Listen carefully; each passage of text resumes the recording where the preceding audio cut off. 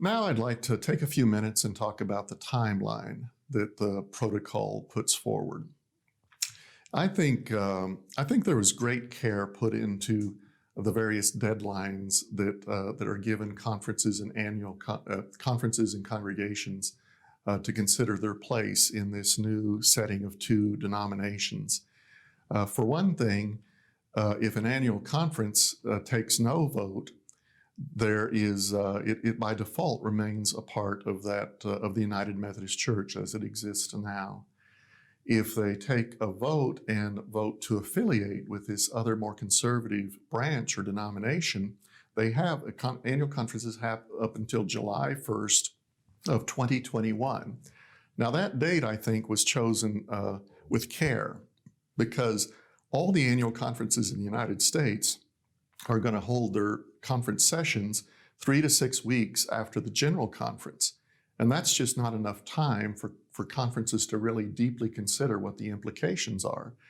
We've been through a unification here in the Rio Texas Conference between two conferences, and that took years for us to deeply consider the implications and for people to know what they were really voting for. So by naming this date as July 1st, 2021 means that that all those U.S. conferences will have at least 2 conference sessions before that deadline. And I think there's some wisdom in that. It's meant to kind of slow down the sense of urgency. Also, the timeline for congregations that feel like they cannot belong to their annual conference, but instead choose another denomination. So if a conference remains United Methodist, a congregation that really would rather affiliate with a more conservative traditionalist church, that congregation has until 2024 to make that decision.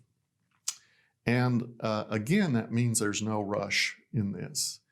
That in fact, when congregations, even in this current environment, start thinking, should we leave, should we take a vote or something, I would just really suggest caution and care with that, because if that vote doesn't follow the protocol and cause folks to affiliate with one of these Methodist denominations, if it's a vote just to leave the United Methodist Church and become non-denominational, that church has to go through all kinds of steps and processes that are now in place in the discipline that would make it very difficult and costly to do so.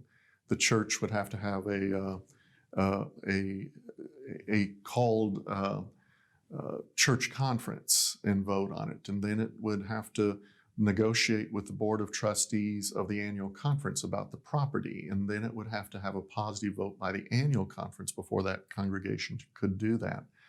So that's the way things are right now. But in the protocol, if there really is the creation of these kind of 2 denominations, United Methodist Church as it is, and this more conservative expression of Methodism, then churches that vote to affiliate differently than their own annual conference can do that smoothly and with a blessing and without fighting over property or taking annual conference votes.